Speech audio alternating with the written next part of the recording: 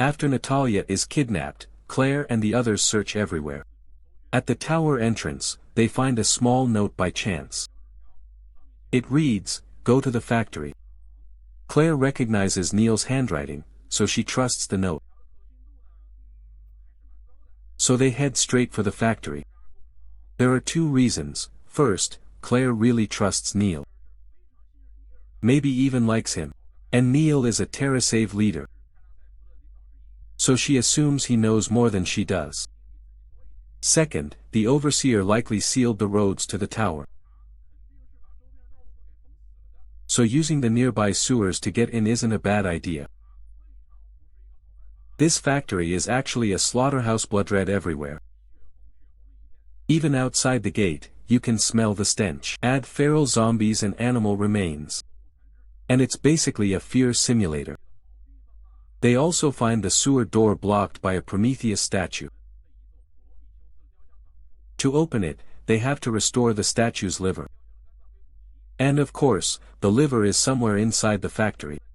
It's wedged under old. Skipping the search once they place the liver in position. The sewer gate finally opens. The sewers are filthy, and zombies are everywhere. So they fight their way through, step by step. Who are you? What do you want? We're heading to the tower now, right? They reach the elevator room at the very bottom of the tower. This list, Neil had it at the party. Barton, Chavez, Redfield. It's got all our names on it. He sold TerraSave out. Claire, I'm really sorry. Hey, look.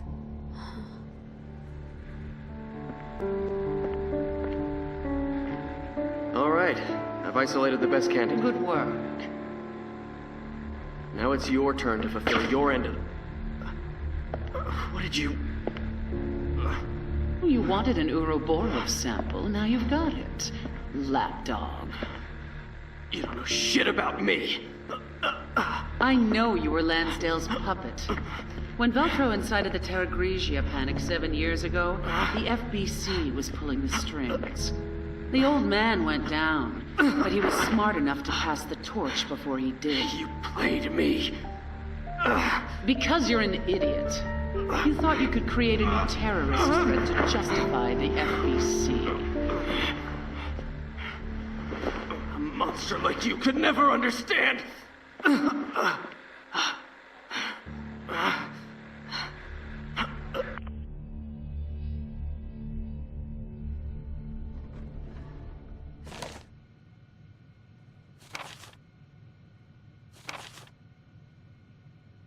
Claire? Are you crying? No. I'm just learning to see a little more clearly.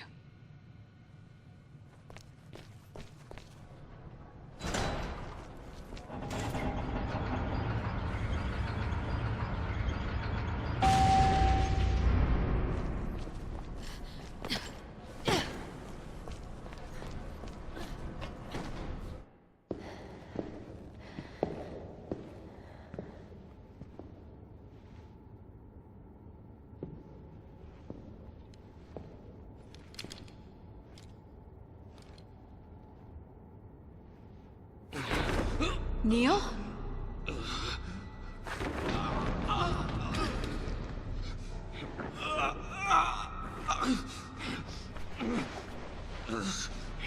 Neil! I did what I thought was right. It wasn't.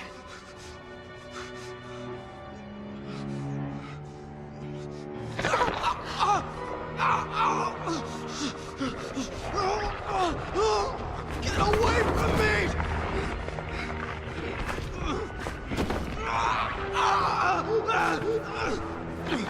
There's no bringing the FBC back.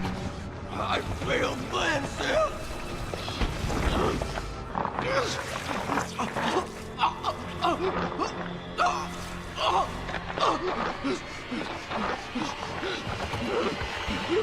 Uroboros!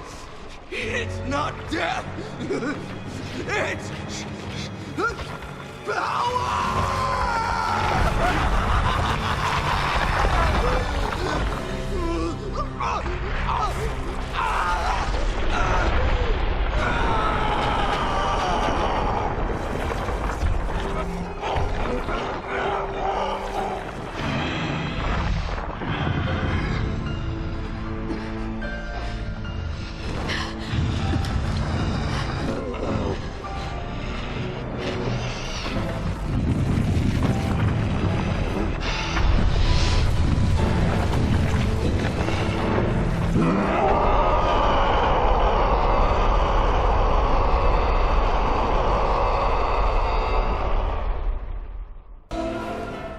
Let's pause the fight and talk for a second. In this huge elevator area, there's a lot of story-relevant stuff. First, Alex Assistant Stuart's corpse. Beside it is a file called Stuart's Farewell. It says the vessel for Alex's rebirth has been chosen. Like I said before, once Alex set up the vessel, she'd kill herself on the spot. But the vessel must be protected for 6 months to inherit her memories. Now everything is in place. Only a few people know, so silencing witnesses is inevitable. After dealing with the rest of the team, Stuart left this letter. He praised Alex, then hanged himself. We already saw that in the cutscene. This whole kidnapping was planned by Neil. From Neil's candidate list, we learned something important. Alex's ideal vessel is on this list, so let's go through it. No need to talk about #1 Neil, #2 Claire, or #6 Moira. Next page. They're still fighting in the elevator room. #3 is Gabriel Chavez, the helicopter guy. He mutated in sheer terror right before the crash. Next. #4 is Gina Foley. I didn't mention her earlier. She was one of the first to escape the prison. But with no plot armor. She got chased to near death and collapsed in Claire's arms. Next. #7 is Pedro Fernandez, the chainsaw mutant from the bar. Claire smashed him. Next. #11, Edward Thompson. He never appears, you only find his dried up corpse. He basically died of fear right after leaving his cell. He traveled with Neil, Chavez, and Pedro. Pedro tried to pry off the wristband sensor to see what it did. But he couldn't get it off. So he hacked off Edward's hand and took the sensor. That's why they later learned a ton about the wristbands. Like the tower being the signal source. After removing the names Neil deleted from the file, only the little girl Natalia remained. So when Claire's group was distracted by Chavez back then, the one who quietly abducted Natalia was Neil. Now that we know the mastermind, let's talk about Neil. From the document Letter to My Partners, we learn this. Neil was originally an FBC mole inside Terrasavian FBC spy. His beliefs matched FBC Director Morgan Lansdale's. He thought humanity was destroying the world. So in a crisis, a strong hand must step up and rebuild order. Lead everyone back to the right path, and sacrifice is required. Only sacrifice brings a good result. Later, trying to revive the FBC, he made a deal with Alex. He would find suitable people for her experiments. In return, once it was done, she'd give him an Uroboros sample. What he planned to do with it took your imagination. That also explains why his wristband was always green. Because he knew what was happening from the start. All that helped was just leading them from one trap to another. Finish the experiment fast, get the sample, and start his plan. But Alex, who wanted to be a god, wouldn't let him. So at the last moment, she tore up the deal and injected him. This boss fight actually has a branching choice. At the end, Claire grapples with mutated Neil. Her pistol falls between her and Moira. Moira has a fear of guns after accidentally shooting her sister as a kid. So who you control to pick up the gun and shoot Neil changes the ending. What's the difference? Well, talk about it later.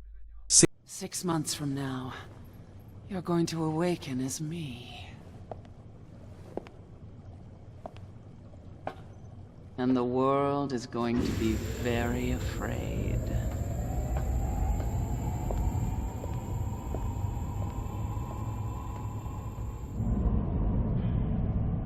So good night, my darling. Sleep well. All this time wasted. My whole life has been a prelude to this. My true birth.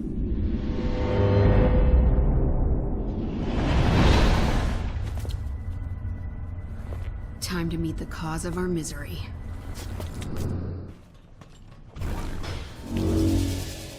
We meet at last.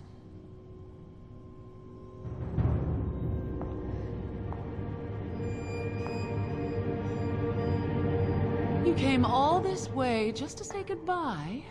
Oh, I'm touched. It's already done. I've conquered fear and earned the right to become a god. Come out from behind that glass so I can choke a god. All that remains is one final test. One last threshold to cross. Is she even listening to us?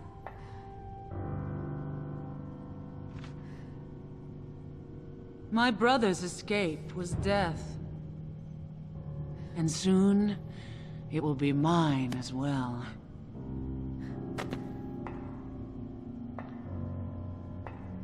I will share in his fate, and then I will surpass him. What are you trying to do? Escape.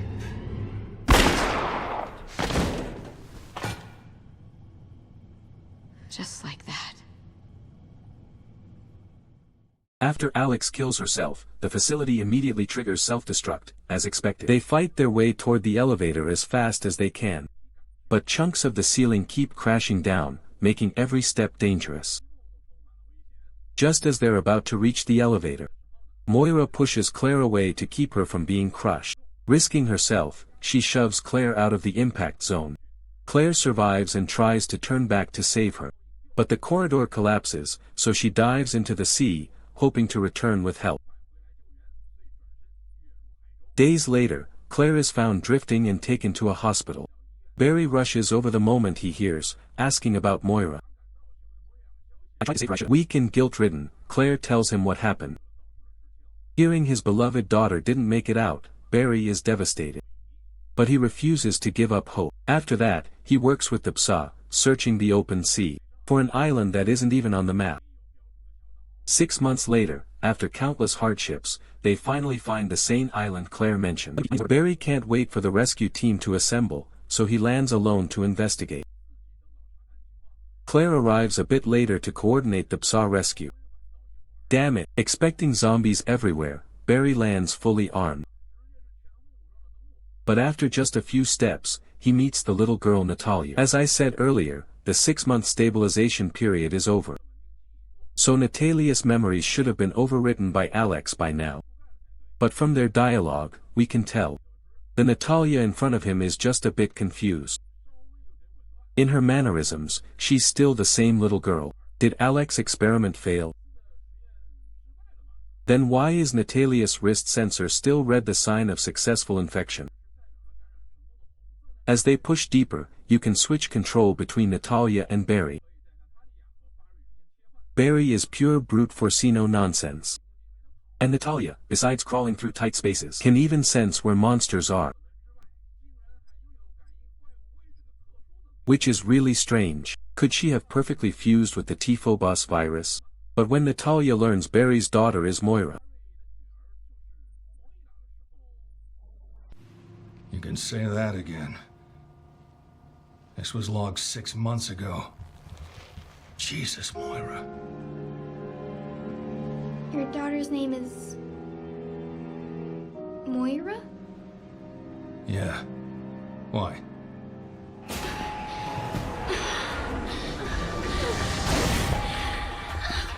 Hey kid, you okay? Moira. She's dead. What? Convinced his daughter couldn't have died so easily, Barry questions Natalia in detail about Moira's route.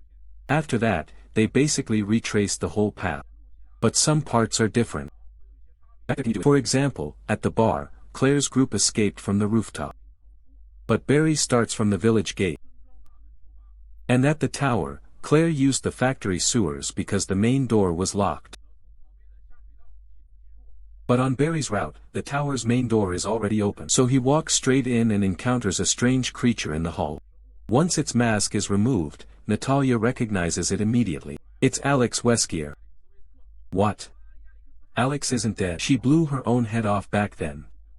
And besides, if it was all an act, why does she look like this now? Barry immediately demands to know where Moira is. Alex answers, she's dead. And now the only thing left to fear is the imposter.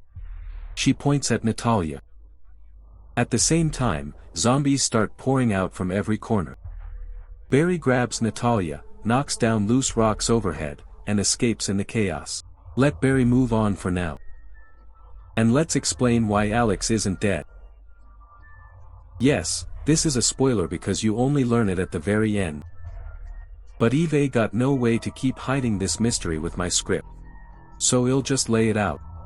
First, as the leader of the T-Phobos project, she would only inject the virus and begin the rebirth plan after ensuring she feared nothing. 6 months ago, she did blow her head off in front of Claire's group with a real gun. But the crucial point is the moment she pulled the trigger. Right as the bullet was about to hit, she suddenly realized the one who would disappear from this world was herself. Natalia would only inherit her memories, not truly become her. And at that moment, she felt fear of death. Yeah, sounds a bit forced, right? But because she had already injected T-Phobos. In that tiny instant before the bullet finished her, the virus kicked in, infecting her body and saving her life. But because she couldn't fuse perfectly, she ended up looking like that. So the situation is kind of hilarious now. This is Alex and this is also Alex in Alex's eyes. In me, but in not me. When I wake up, in me. Yet when me inside her wakes up, that's also me. Both are me. So why is she so cute while I'm so ugly? I'm the real me. So I'll kill the imposter. That's why in-game Alex keeps pointing at Natalia, saying, "You're a fake. I'm going to kill you," and so on. But then you might ask, why not kill Natalia before she wakes up?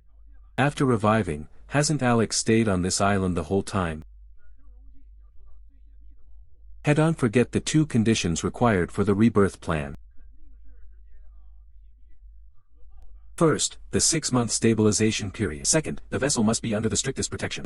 So you can't just sneak in and steal the house.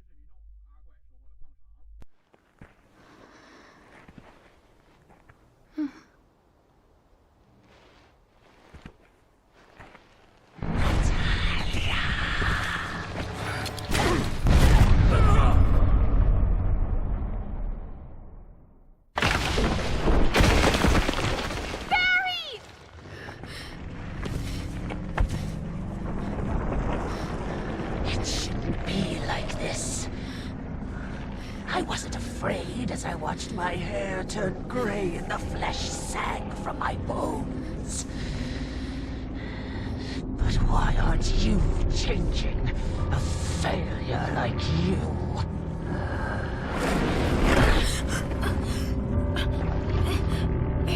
I'll crush you with my bare hands.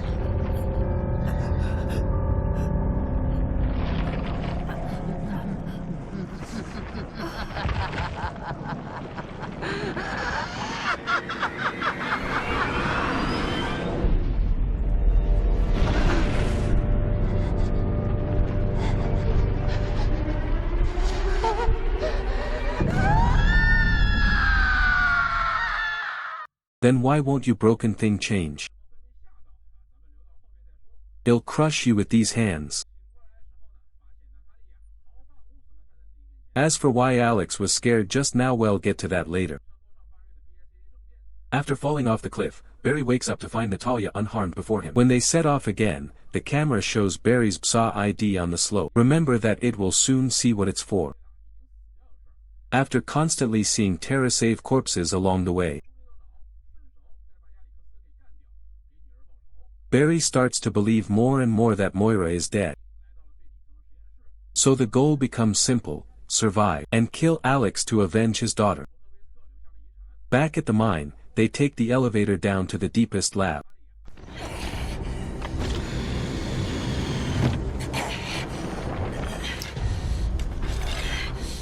I can still destroy you. I have to destroy you.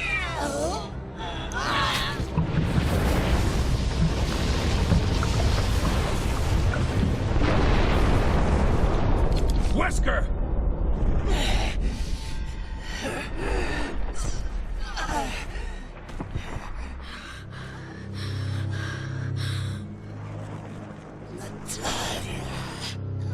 Oh, no, you didn't.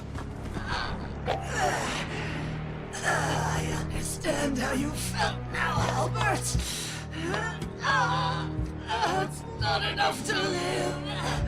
I want to transcend.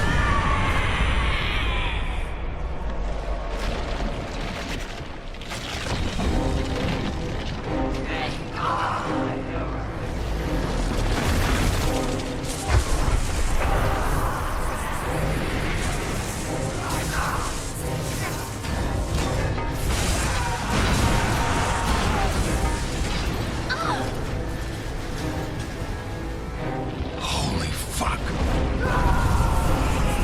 You can't have her, Wesker!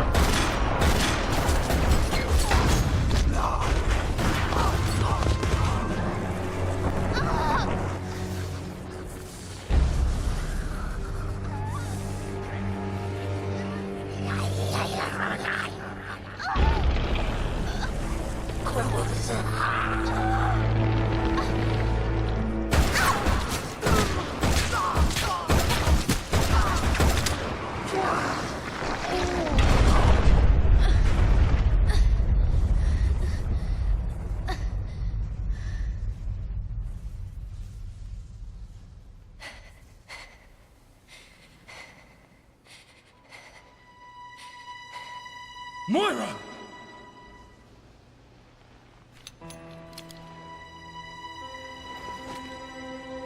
You did all this for me? Yeah. Sorry it took half a year. Fucking technology. Fuck it right up the ass.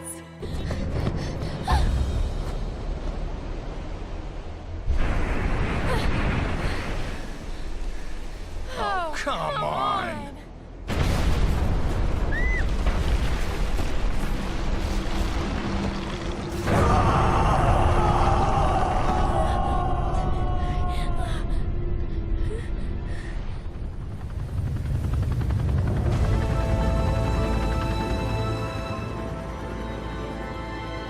Oversee this, bitch.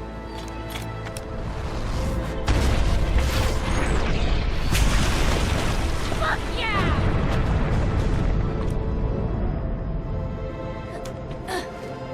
Moira, I'm so sorry.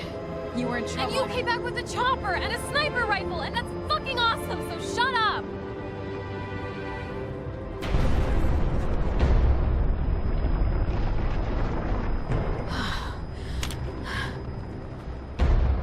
Let me take care of this.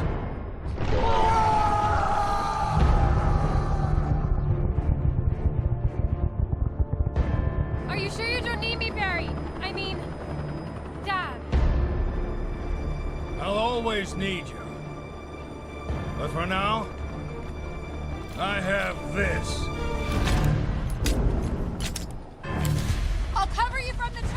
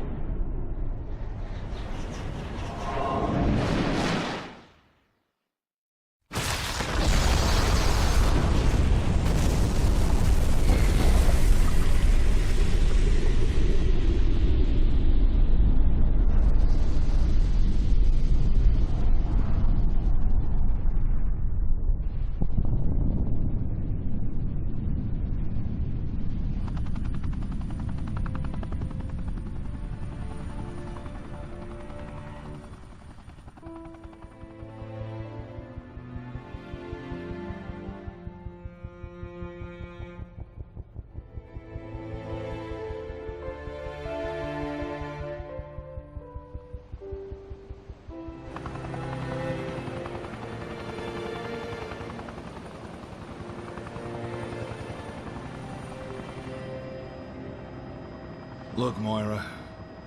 I know I should have let you have your space. It's okay. I gave you plenty of reasons to worry. You held your own out there, Moira. Of course she did. She's a fucking Burton.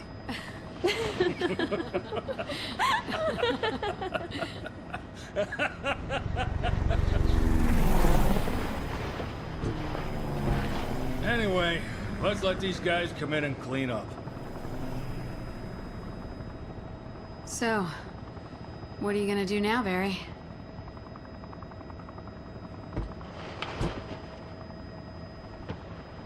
I'm gonna go back to being a father.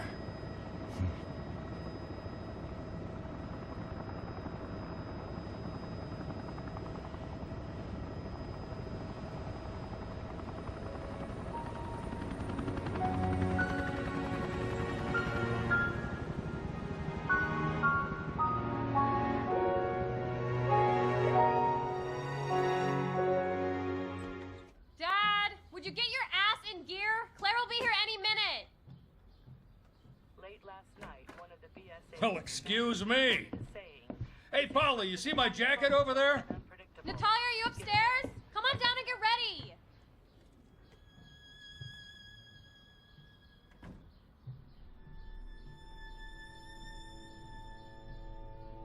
A cage went in search of a bird. But now, the bird is gone. The bird has changed.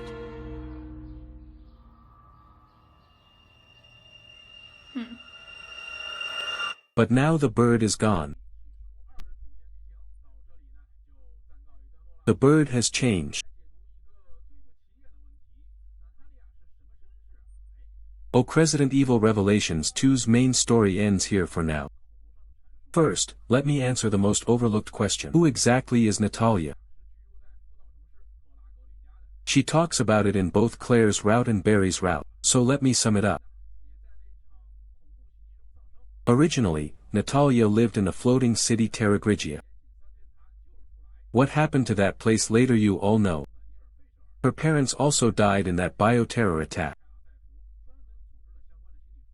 Coincidentally, a TerraSave agent rescued her when she was only 3. That agent was Neil Fisher from Revelations 2. Later, to comfort the survivors, TerraSave arranged psychological counseling. When asked if Natalia was afraid of the ruined city scene, she answered with one word, beautiful, for a girl who just lost her parents to say that. People guessed the trauma left her unable to feel strong emotions. She may have even lost the ability to feel fear. In the file Stewart's memo, Natalia Corda, we learn. Natalia willingly enters life-threatening situations without showing fear. For now, she seems the best candidate to be Alex's rebirth vessel. But with such a strong will even after the memory transfer, could she resist Alex in her subconscious and keep her out? But I'm just a humble servant, surely my master has considered this. The rebirth plan will succeed. Okay, Stewart clearly considered the possibility of failure. He believed Alex would achieve perfection. But, as fate would have it, Alex, because she had little time left, terminal illness, decided not to fine-tune the plan. So this part should be fine too. In the DLC Little Miss, it shows how Alex's memories, once inside Natalia, fight against her original consciousness. Huh. You look exactly like me. I won't retell the whole process anyway, the outcome is close to what Stewart expected. Natalia may have ended up with a split personality. There's no official material confirming this. Players can only guess from the final scene, Natalia sitting on the bed, reading Alex's favorite book, Kafka's Metamorphosis. So for now, we assume Alex's consciousness is dominant then. What she's like day to day remains to be seen. And her body successfully adapted to the T-Phobos virus, meaning she has powers now, so she gets that X-ray vision in-game. She also uses it to scare off Alex when threatened.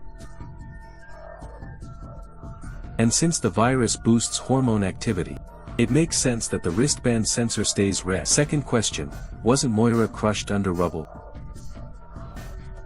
How did she escape when the tower was collapsing? Remember the strange old man Claire and Moira met when they first entered the sewers? The one I mentioned? Yeffy's the one who saved Moira. That story is told in the DLC The Struggle. It's about Moira surviving with the old man, learning to hunt, helping him search for his daughter, and finally reuniting after finding Barry's ID. The old man's name is Yevgeny Rybixian Island's native. According to documents found in the main game, her name was Ilona, and the family was happy. Income dried up, and his wife died. After that, his daughter became stubborn and rebellious. When Alex revived the island's industry, almost everyone went to work in the mine, Ilona included. The old man deeply distrusted the facility people. You can think they're all suspicious, fine. If you can walk, then leave. Don't travel alone. But the other villagers thought, free money? Why not? Fine, got it, Rasputin. So they went into the mine with Ilona and then vanished. After watching villagers fall ill and strange things pile up, Yevgeny waited a year with no news, and decided to leave the village. He moved alone into the sewers to live by himself. By the time of the main story, he meets Claire and Moira. He senses they're different. And that's why he later arrives in time to rescue Moira from the rubble. The two live together for 6 months. One day while hunting, they find a test subject list in a stash of supplies. Ilona's name is on it. After waiting so long, Yevgeny finally has a lead and goes all in. He and Moira storm the mine, but only find Ilona's suicide note.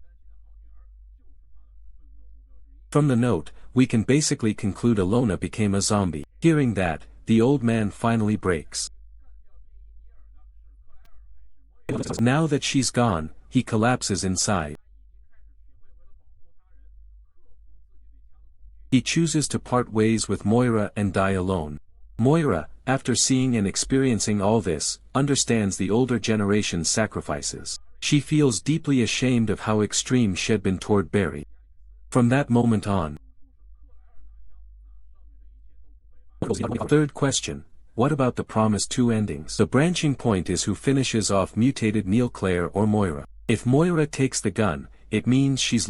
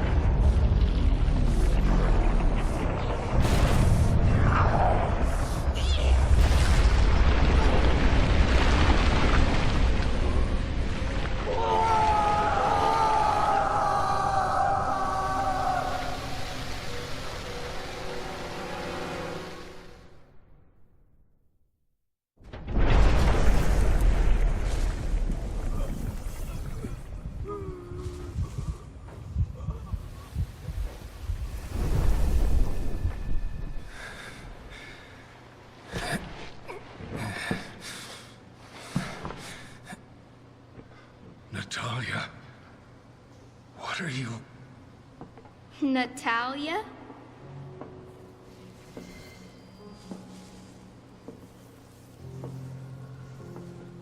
Now you can call me Alex.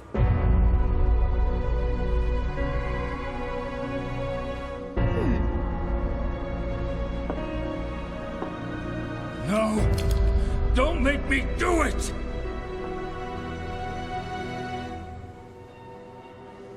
Make you do what, Barry?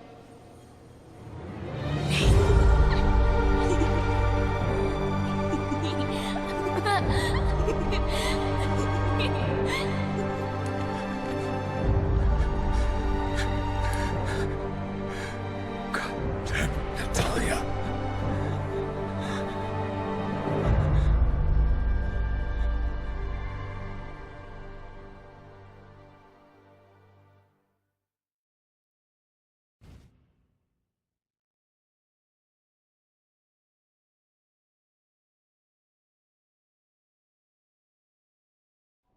No one draws a gun at the end to interfere with Alex. Achievement unlocked. And the ending becomes this. Natalia. You can call me Alex. No, don't make me do this. Make you do what, Barry? Damn it, Natalia. Of course, that's just the bad ending. Officially, the canon is the good one. That is, Natalia's dual personality ending here, it's just for fun. Fourth question, in the file Stewart's memo, Claire Redfield. We learn very important information. He lists why Claire was chosen as a test subject. First, her impressive track record. Like storming Raccoon City unarmed. And walking out without losing a hair. Or wrecking the Ashford family, and so on. Stewart also mentions that during the Raccoon City incident, Claire rescued a scientist's daughter. However, at this time, we are unable to find All right. any connections to the wide-scale terror Yeah, attacks that occurred. well, tell Piers to look after him. As well as the tragedy that befell the city of Tall Oaks earlier this week. Authorities are struggling to stem the panic